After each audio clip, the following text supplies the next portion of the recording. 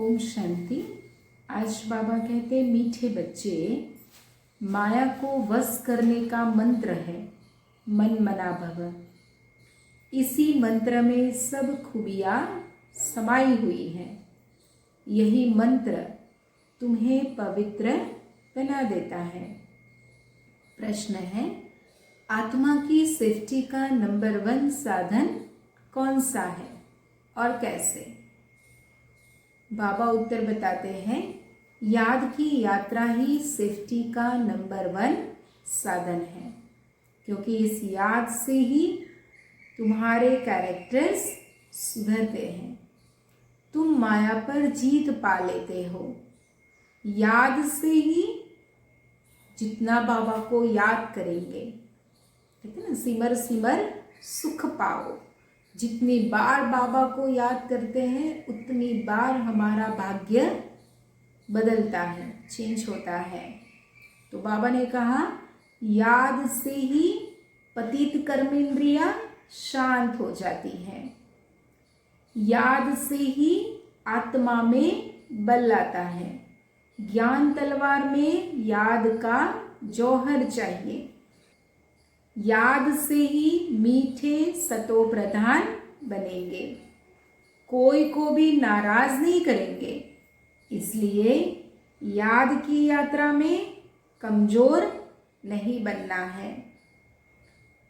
उसके लिए सिर्फ बैठना तो है नहीं, हमें चलते फिरते हमें बाबा को याद करना है, कर्म योगी बनकर रहना है।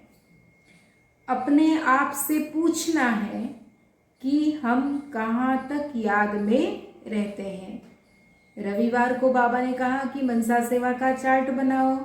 आज बाबा कहते हैं कि अपने आप से पूछना है कि हम कहाँ तक याद में रहते हैं, तो उसका भी हमें चार्ट बनाना चाहिए। धारणा के लिए मुख्य सार, ऐसा मीठा वातावरण बनाना है जिसमें कोई भी नाराज न हो। बाप समान विदेही बनने का पुरुषार्थ करना है। याद के बल से अपना स्वभाव मीठा और कर्मेंद्रिया शांत करनी है। तो बाबा ने कहा कि सेंटर का, ऑफिस का, घर का, जहाँ पर भी हम जॉब करते हैं, हर जगह वातावरण कैसा बनाना है? एकदम मीठा। फिर बाबा ने कहा कि जितना हम बाबा को याद करेंगे ना, उतना हमारा स्वभाव भी मीठा होता जाएगा और कर्मेंद्रिया भी कैसी हो जाएगी? धीरे धीरे शांत, शीतल और पवित्र। दूसरी पॉइंट, सदा इसी नशे में रहना है कि अभी हम संगम युगी है, कलयुगी नहीं। कई लोग हम क्या बहाना देते हैं, कलयुग चल रहा है ना, इसलिए ऐसा तो चलता है। तो बाबा ने हमें आज रिमाइंडर दिया कि अभी हम संगम युगी है, कलयुगी नहीं। बाप हमें नए विश्व का मालिक बनाने के लिए पढ़ा रहे हैं। अशुद्ध ख्यालात समाप्त कर देने हैं। अगर कोई जितना बाबा को याद करेंगे तो क्या होगा? कर्मेंद्रिया शीतल, पवित्र, शांत होगी। और जो भी अशुद्ध ख्याल आते हैं, खोटा विचारो आवे छे, એ પણ શું થઈ જશે? ધીરે ધીરે સમાપ્ત થઈ જશે। એકદમ તો આપણાથી પરિવર્તન નથી થતું, પણ ધીરે ધીરે ધીરે જેટલું બાબાને યાદ કરીશું એટલા આપણા વિચારો પણ પવિત્ર અને શુદ્ધ થઈ જશે। વરદાન, अकाल तख्त और दिल तख्त पर बैठ, सदा श्रेष्ठ कर्म करने वाले कर्मयोगी भव। इस समय आप सभी बच्चों को 2 तख्त मिलते हैं। एक अकाल तख्त आत्मा का, दूसरा दिल तख्त। किसके दिल पर बैठना है हमें? शिव बाबा के दिल पर ना। तो बाबा के दिल पर बैठने का दिल तख्त, परमात्मा का दिल तख्त। लेकिन तख्त पर वही बैठता है जिसका राज्य होता है। जब अकाल तख्त नशीन है तो स्वराज्य अधिकारी है, और बाप के दिल तख्त नशीन है तो बाप के वर्षे के अधिकारी हैं।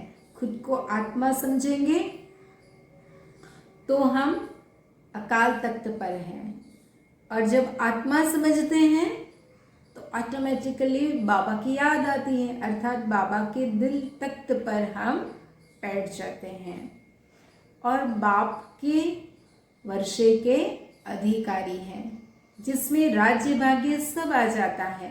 कर्मयोगी अर्थात दोनों तख्त नशीन।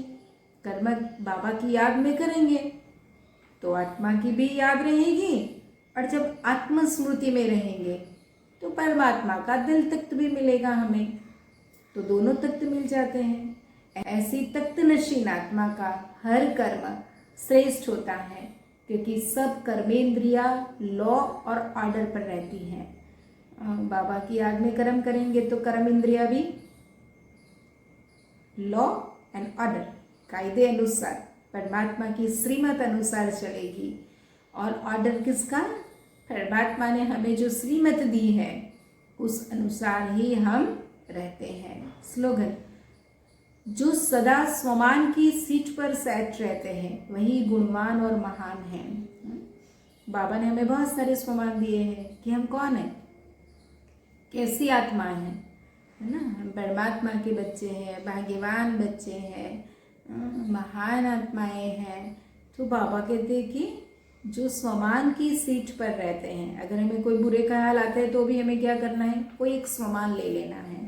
कि जैसे आज मुरली में बाबा ने वरदान में बताया ना, तो आज हम स्वमान ले लें कि भाई मैं कर्मयोगी आत्मा हूँ, पूरा दिन उसी का चिंतन करें, मैं कर्मयोगी आत्मा हूँ। तो जब ये स्वमान में रहेंगे तो नेचुरल बाबा की याद रहेगी, और बाबा की याद रहेगी कहते हैं कि वो गुणवान और महान बन जाते हैं। जिनके विचार महान, ऑटोमेटिकली वो महान बन जाते हैं।